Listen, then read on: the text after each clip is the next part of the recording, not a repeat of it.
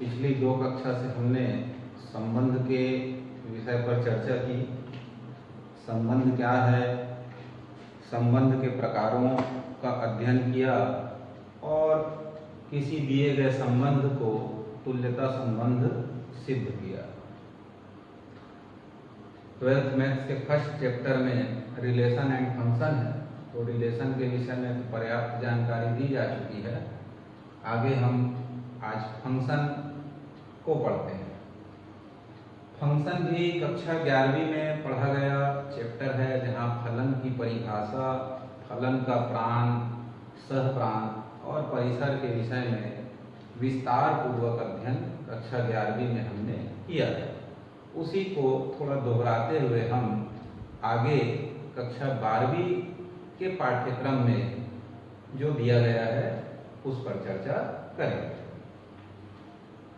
तो जैसे मान लीजिए ए और बी कोई दो समुच्चय है। ए के कुछ अवयव ए बी सी है और बी का 1 2 3 है। अब यदि किसी नियम के द्वारा समुच्चय ए के अवयवों को समुच्चय बी के किसी अद्वितीय या विशिष्ट अवयव से संबंधित किया जाए, ध्यान देंगे, समुच्चय ए के प्रत्येक अवयव को समुच्चय बी के किसी विशिष्ट या अद्वितीय अवयव से जिस नियम के द्वारा संबंधित किया जाता है उसी नियम को हम प्रतिचित्रण या फलन के नाम से जानते हैं। और इसको F such that A mapping B या समुच्चय A से B में फलन पढ़ते हैं। जैसे A को 1 से रिलेटेड कर दिए, B को 2 से और C को 3 से रिलेटेड कर दिए, तो ये हो गया function of set A tends to B। समुच्चय A से B में फलन क्या है? F है। शर्त ये होना चाहिए कि समुच्चय A का प्रत्येक अवयव B के किसी न किसी विशिष्ट या अद्वितीय अवयव से उस नियम के द्वारा बंधा हो, उसी नियम को ही हम क्या कहते हैं? फंक्शन कहते हैं। हम सुविधा की दृष्टि से इसको x और इसको y कहते हैं, तब इसको हम इस प्रकार से भी लिखते हैं f such that x tends to y। तो आपको मालूम होगा y बराबर ऐसा लिखते हैं फंक्शन ऑफ x, यानी y जो है इसका फलन है, x का फलन है। तो उसी प्रकार अगर इसको भी डिनोट किया जाए तो फंक्शन ऑफ a का मतलब इसके बराबर हुआ, b के बराबर हुआ। तो ये हुआ फलन को हम समझे कि फलन क्या है। अब इसका डोमेन, कोडोमेन और रेंज किसको बोलते हैं उसको बता दिया जाए। तो डोमेन को हम प्रांत कहते हैं, कोडोमेन को सहप्रांत कहते हैं और रेंज मतलब होता है परिसर। तो आप सीधा सीधा समझिए, जो आपका सेट A होगा, ठीक है, या X लिखा हूं तो X सेट होगा, तो सेट A के जितने भी अवयव होंगे, इसीलिए सीधा सीधा क्या लिखा गया? Set A।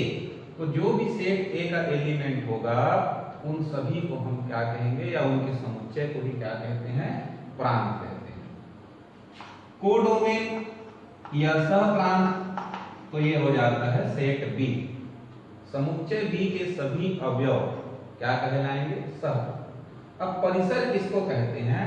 तो परिसर में B के वे अवयव जो नियम F द्वारा A के किसी न किसी अवयव से किसी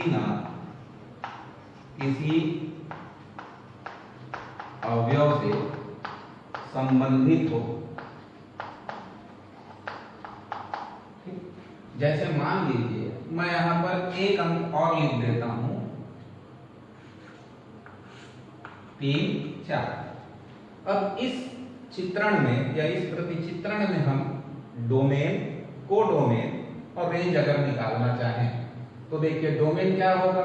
सेट ए, तो सेट ए में क्या है हमारे पास स्मॉल ए बी सी, तो ये हो गया डोमेन। कोडोमेन यानी सेट बी, तो जितने भी अवयव सेट बी में हैं 1 2 3 4, ये सब क्या हुआ, कोडोमेन हुआ। परिसर बी के वे अवयव जो नियम F द्वारा ए के किसी न किसी अवयव से संबंधित हों। तो यहाँ पर देखेंगे 1 2 3 संबंधित है परंतु 4 छूट गया है, तो परिसर में हम लिखेंगे तो क्या आएगा 1 2 3। तो प्रांत, सप्रांत और परिसर कैसे निकालते हैं ये हमने कक्षा 11वीं में पढ़ा था, जिसकी एक बार यहाँ हमने पुनरावृत्ति कर ली। क्लियर है? फिर आगे बढ़ते हैं और एक छोटा सा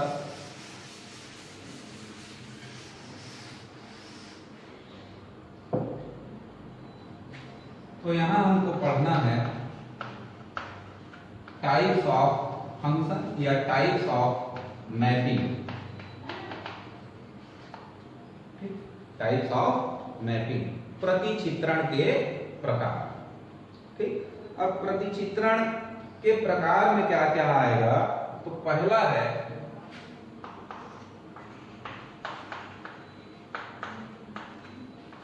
आच्छादक प्रतिचित्रण, जिसको हम अंग्रेजी में ऑनटू मैपिंग कहते हैं। अब ये ऑनटू मैपिंग को डिफाइन कैसे करें, तो इसके लिए मान लीजिए कोई सेट ए है और एक दूसरा सेट बी है, इसके कुछ अवयव ले लीजिए पी क्यू आर, और यहां लिया 1 2 3। तो आच्छादक होने के लिए यह आवश्यक है कि P 1 से जुड़ा हुआ है, Q 2 से जुड़ा है और R 3 से जोड़ दिए, यानी A के प्रत्येक अवयव का B के प्रत्येक अवयव से क्या होना चाहिए, किसी न किसी से संबंध होना चाहिए। तो हम सेट A के अवयव को पूर्व प्रतिबिंब कहते हैं और सेट B के अवयव को प्रतिबिंब कहते हैं। ठीक है, ए के अवयव को क्या कहेंगे, जैसे पी क्यू आर है तो ये पूर्व प्रतिबिंब होगा, और बी का जो अवयव है 1 2 3 उसको हम प्रतिबिंब कहते हैं। तो एक का पूर्व प्रतिबिंब क्या हुआ पी, या पी का प्रतिबिंब क्या हुआ 1 हुआ। तो हम यहाँ देखेंगे कि सेट बी के जितने अवयव हैं वो ए के किसी न किसी अवयव से रिलेटेड होना चाहिए। अर्थात क्या हुआ कि हम अगर कोडोमेन निकालेंगे सहप्रांत, तो हमको क्या मिलेगा 1 2 3। और यदि परिसर निकालें तो परिसर के लिए क्या डेफिनेशन दिया अभी, कि बी के वे अवयव जो ए के किसी न किसी अवयव से रिलेटेड हो। तो यहाँ पर तीनों है, मतलब ये भी आ गया 1 2 3, तो ये दोनों कैसा हुआ, इक्वल हुआ। तो जिस मैपिंग में या जिस प्रतिचित्रण में कोडोमेन रेंज के इक्वल हो जाए, कोडोमेन रेंज के इक्वल हो जाए, ऐसे फंक्शन को या ऐसे प्रतिचित्रण को हम क्या कहेंगे, आच्छादक प्रतिचित्रण कहते हैं। क्लियर है? इसको हम इस प्रकार से भी लिखते हैं कि हम एफ ए यानी यही हमारा क्या है, प्रतिबिंब है, जो किसके बराबर हो जाए, सेट बी के बराबर हो जाए। तो हम इसको अगर इस प्रकार लिखते हैं सहप्रांत बराबर परिसर, उसको सांकेतिक भाषा में इस प्रकार लिखते हैं फंक्शन ऑफ ए, मतलब रेंज जो है वो सेट बी के इक्वल हो जाए। तो दिया गया फलन हमारा क्या हो जाएगा, आच्छादक फलन या ऑनटू मैपिंग इसको हम कहते हैं। ठीक है, नेक्स्ट देखते हैं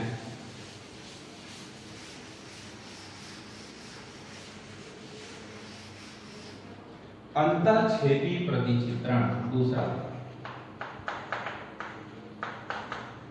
अंतःक्षेपी प्रतिचित्रण, इसको इंग्लिश में कहते हैं इनटू मैपिंग।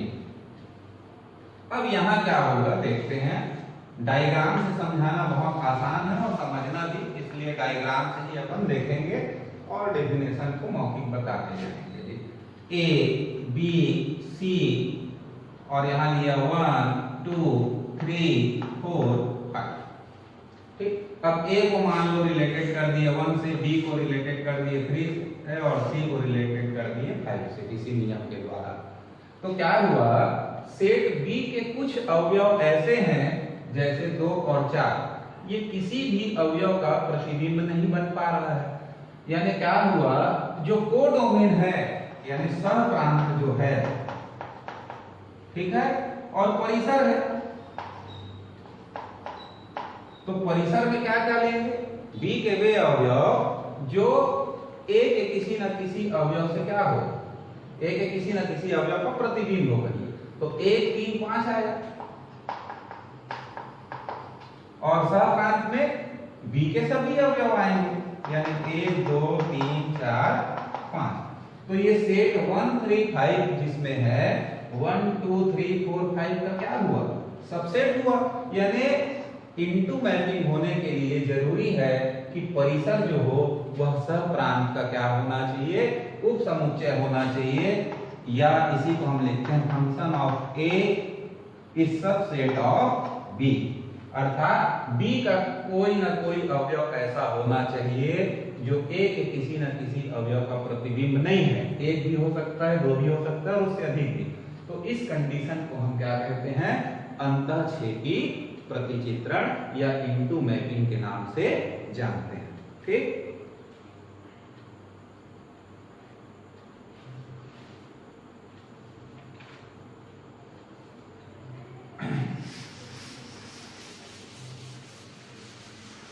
फिर तीसरा देखते हैं एकैकी प्रतिचित्रण।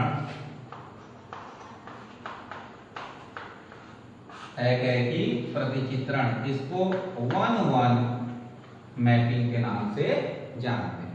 अब यहां क्या है, सेट ए हो गया, सेट बी हो गया, मान लीजिए x y z लिया और इधर 4 7 10 लिया, x 7 से जुड़ गया, y 4 से जुड़ गया, z 10 से जुड़ गया। ठीक, तो इस कंडीशन में देखेंगे कि x का केवल एक प्रतिबिंब है 7, y का प्रतिबिंब 4 है, z का प्रतिबिंब 10 है। तो इस कंडीशन में हम आच्छादक भी देख रहे हैं, क्या देख रहे हैं, आच्छादक भी देख रहे हैं, परंतु हम ये भी देख रहे हैं कि कोई भी जो प्रतिबिंब है वो केवल और केवल सेट ए के किसी एक ही अवयव का प्रतिबिंब है। ऐसा भी हो सकता है कभी कभी, जैसे ये ए है और ये बी है, तो 1 2 3 लिए और यहां मान लो ए भी लिए, तो 1 का इमेज, 2 का इमेज, 3 का इमेज, सभी का इमेज एक तो हो सकता है। ये अभी भी फलन है, और कैसा फलन है, अंतःक्षेपी है। क्यों, क्योंकि बी छूट गया है और ए के सभी अवयव का प्रतिबिंब है, तो अंतःक्षेपी है, आच्छादक नहीं है क्योंकि बी छूट रहा है। अब अगर मान लो 3 को मैं बी से रिलेटेड कर दिया, तो क्या हुआ, बी के सभी अवयव ए के किसी न किसी अवयव का प्रतिबिंब बन रहा है, तो अभी आच्छादक है। लेकिन ए जो है 1 और 2 का इमेज है, यानी 2 अवयवों का एक ही इमेज बन जाए तो उसको हम एकैकी नहीं कहेंगे, अर्थात प्रत्येक अवयव का एक और केवल एक इमेज तो होता है, परंतु बी का कोई भी अवयव या बी के कोई भी अवयव ऐसा ना हो जो ए के एक से अधिक अवयव का प्रतिबिंब बन जाए। जैसे यहाँ पर ए जो है 1 और 2 का इमेज है, तो ये कंडीशन एकैकी का नहीं है, ये कंडीशन एकैकी का है। यानी 4 केवल और केवल किसका इमेज है, y का, 7 किसका इमेज है, x का, 10 किसका इमेज है, z का। तो इस प्रकार का जो प्रतिचित्रण होता है उसको हम एकैकी प्रतिचित्रण के नाम से जानते हैं।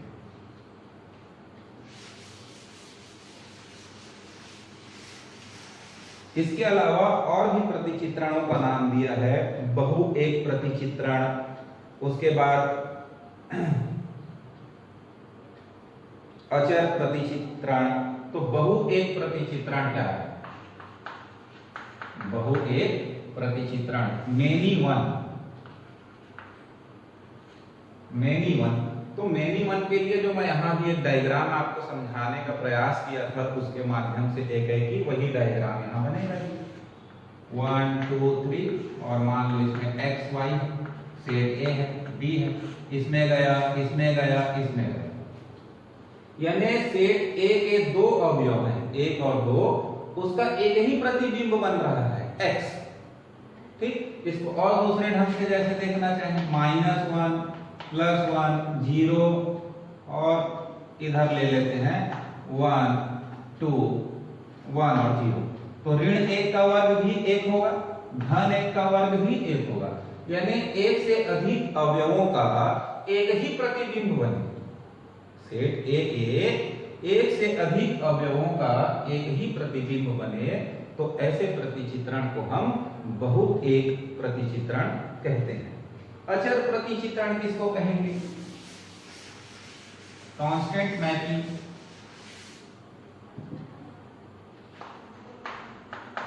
अचर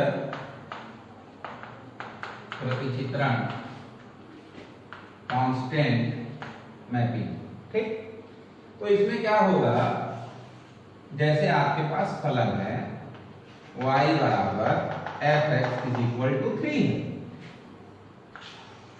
तो यहां पर हम x सेट में मान लो 1 2 3 4 जो भी रखें, और यहां सेट y में मान लो 1 2 3 4, तो x का कोई भी मान रखते जाइए आप, हर स्थिति में उसका इमेज क्या बनेगा? 3 ही बनेगा, क्योंकि x का वैल्यू रखने से y को कोई फर्क पड़ ही नहीं रहा है, क्योंकि यहाँ x है नहीं। तो कोई भी अंक लेंगे x का, तो उसका इमेज क्या बनेगा? 3 बनेगा, उसका इमेज क्या बनेगा? 3 ही बनेगा। तो ऐसे प्रतिचित्रण को हम अचर या कांस्टेंट मैपिंग के नाम से जानते हैं। तो कौन कौन सा मैपिंग देख लिए? आच्छादक देखे, अंतःक्षेपी देखे, एकैकी देखे, बहुएक देखे, अचर देखे। अब देखते हैं एकैकी अंतःक्षेपी। एकैकी अंतःक्षेपी प्रतिचित्रण, इसको बोलते हैं 1-1 इनटू मैपिंग, या इसी को बोलते हैं इंजेक्टिव मैपिंग। क्या बोलते हैं? इंजेक्टिव। इसको डायग्राम से देखें।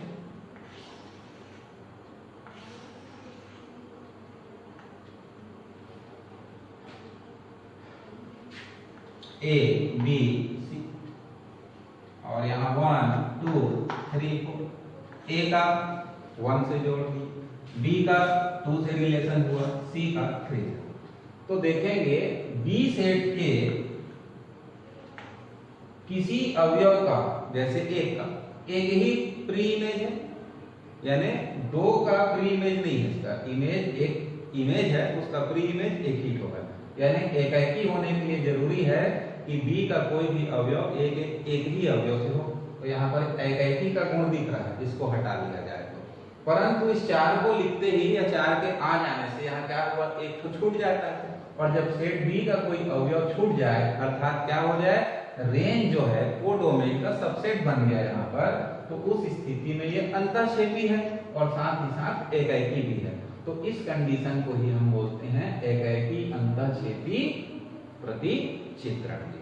अब इस 4 को यदि मैं मिटा दिया तो यहाँ पर थोड़ा सा अंतर आ जाएगा, क्या होने वाला है देखते हैं।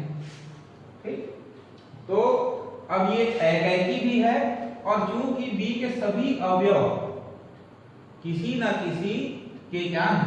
इमेज है, यानी प्रतिबिंब है, तो आच्छादक हुआ ये, क्योंकि range is equal to codomain है।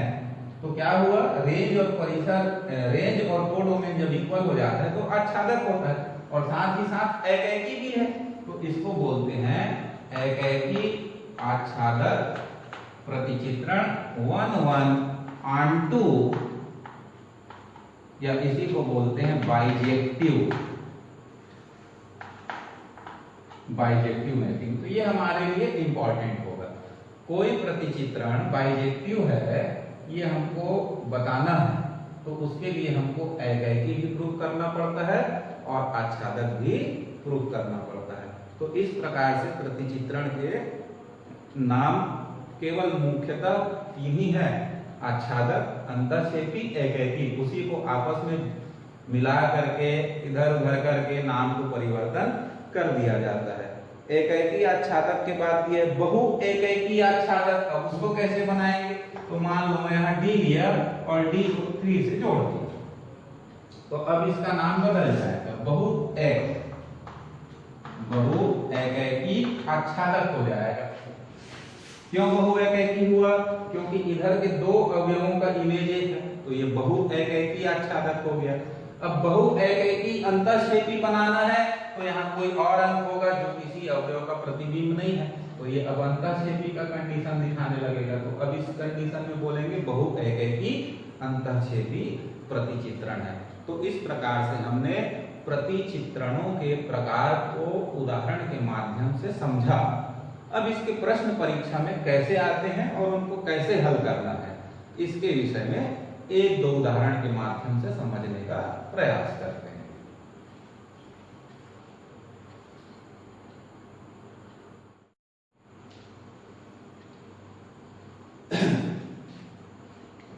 तो एक उदाहरण लेते हैं। निम्नलिखित फलनों के एकाएकी और आच्छादी गुणों की जांच कीजिए। एकाएकी और आच्छादी गुणों की जांच कीजिए। तो function of x is equal to दिया है एक्स स्क्वायर द्वारा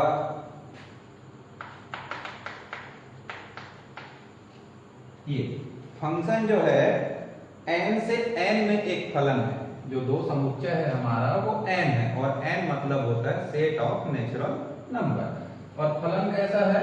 function of x is equal to x square.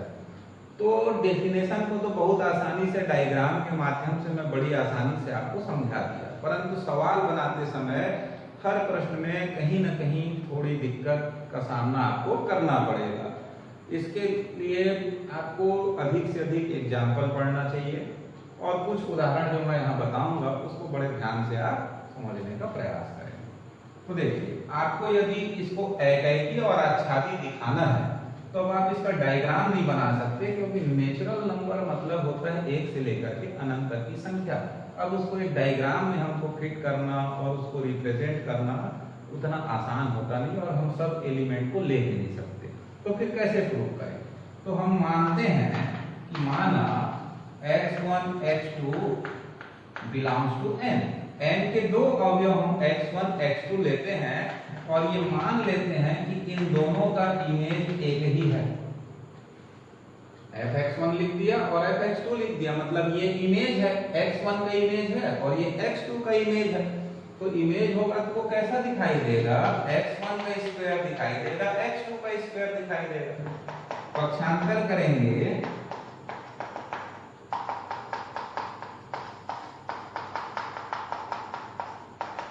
ऐसा आएगा, दोनों को अलग अलग जीरो के बराबर लेंगे तो ऐसा आएगा, और साथ ही साथ ये ऐसा भी आएगा।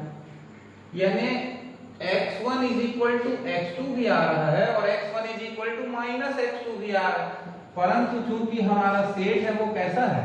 नेचुरल नंबर का है, तो x1 is not equal to हो जाएगा माइनस x2, ऋणात्मक संख्या के बराबर नहीं हो सकता, अर्थात x1 बराबर x2। यानी हम अगर इमेज दो ठो अलग अलग भी उठा रहे हैं, लेने के लिए हम दो अलग अलग लिए, लेकिन x1 का इमेज और x2 दोनों एक ही हो गया, दोनों का इमेज क्या हुआ? एक ही हुआ दोनों, यानी x1 बराबर x2 जो हम अलग अलग ले रहे थे वो वास्तव में कैसा हुआ? बराबर हुआ। जब ऐसा मिले तभी हम कहेंगे कि एकाएकी है, अतः एकाएकी है। अब आच्छादक होने के लिए क्या जरूरी था? कि जो कोडोमेन है उसके सभी अवयव डोमेन के किसी न किसी अवयव का इमेज होना चाहिए। तो हम मान लो लेते हैं कोडोमेन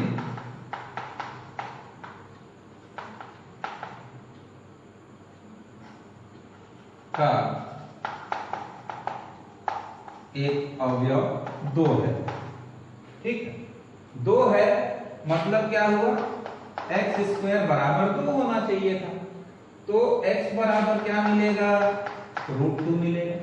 तो x बराबर क्या मिलेगा, √2। हम कोई दूसरा नंबर भी ले सकते हैं, 3 ले सकते हैं, 5 ले सकते हैं सुविधा अनुसार।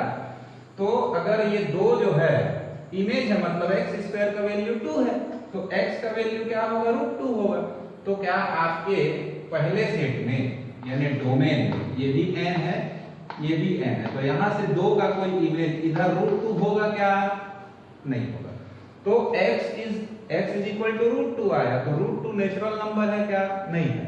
मतलब इस 2 का जो हम वर्गमूल ले रहे हैं, वर्गमूल 2, वो 2 जो है इस सेट के किसी भी अवयव का क्या है, इमेज नहीं है, is not belongs to n।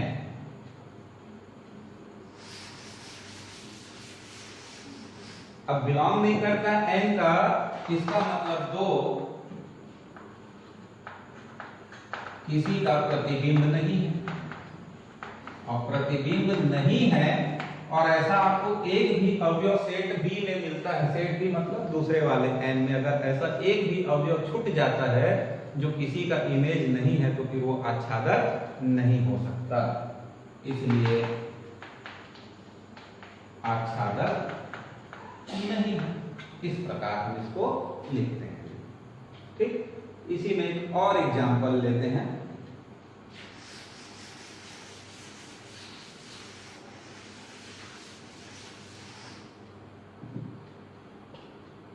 अभी भी वही है, f(x) is equal to x square, लेकिन फलन इस बार n to n न होकर के r to r दिया है, ठीक है, यानी वास्तविक संख्या दिया है।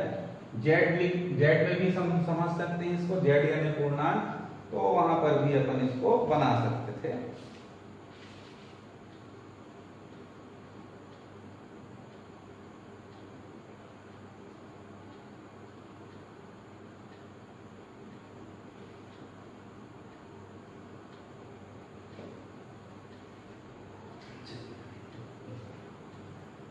फलन जो है किसमें है, r to r में है।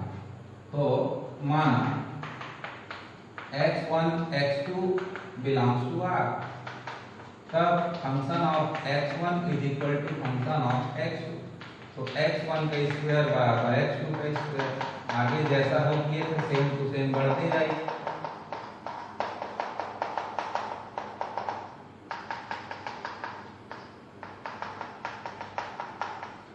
तो देखिए पिछली बार जिस उदाहरण को लिया, पिछले उदाहरण में वो n to n था, तो यहाँ पर हम लिख दिए थे कि x1 is not equal to x2 but is real number. तो रियल नंबर जो होता है माइनस इंफिनिटी से प्लस इंफिनिटी के बीच सभी संख्याओं का समुच्चय को हम क्या कहते हैं, वास्तविक संख्या। मतलब x1 x2 के बराबर भी है और x1 माइनस x2 के बराबर भी है। तो ये दोनों सिर्फ बराबर आते हैं तब चलेगा, लेकिन x1 अगर दो संख्याओं के बराबर आ गया मतलब गड़बड़ है, यानी दो अवयवों का प्रतिबिंब एक ही बन जा रहा है। x2 का भी प्रतिबिंब यही बनेगा और माइनस x2 का, और x2 का भी प्रतिबिंब वही बनेगा। तो जब x1 जो है एक से अधिक x2 के बराबर आ जाए तो इस कंडीशन में फिर हम कहते हैं कि एकाकी नहीं है, एकाकी नहीं। अब आच्छादक देखने के लिए तो मान लो मैं अगर 3 लेता हूं, जैसे पिछले उदाहरण में हमने 2 लिया था, इसमें 3 ले ली, तो 3 का वर्गमूल क्या होगा, 3 होगा। तो ये 3 वर्गमूल 3 क्या हुआ, वास्तविक संख्या है, मतलब इसका इमेज ये किसी न किसी का इमेज है। परंतु यदि मैं -3 ले लूं, कोडोमेन में कोई अवयव क्या ले लें, कोडोमेन का एक अवयव -2 -3 कुछ भी ले सकते हैं, -3 है, तब x² बराबर वो -3 किसी न किसी का इमेज होना चाहिए। तो किसका इमेज है पता लगाने के लिए आपको x बराबर निकालना पड़ेगा। तो कितना आया, यानी √3i। i लगने से ये कैसा संख्या हुआ, काल्पनिक संख्या, और हमारा फंक्शन किसमें है, रियल नंबर में है, और ये हमको मिल रहा है x का वैल्यू क्या, काल्पनिक संख्या मिला।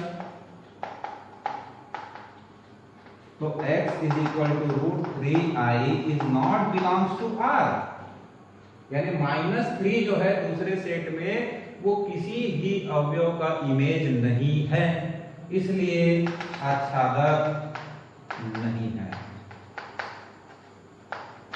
ठीक, आज 2 उदाहरण बताया हूं, इसमें सभी प्रश्नों को उतना बनाने की आवश्यकता नहीं है, कुछ सेलेक्टिव क्वेश्चन है जिनको मैं आपको नेक्स्ट क्लास में करा दूंगा। ऐसे 4 ही 5 प्रश्न हैं जो हमको पढ़ना है यहाँ पर, फंक्शन, टाइप्स ऑफ फंक्शन में कई आच्छादक करने वाला, और उसके साथ भाग और गौक निकालना, और साथ ही साथ इनवर्स फंक्शन कैसे निकालते हैं, इस पर नेक्स्ट क्लास में हम पूरा करेंगे।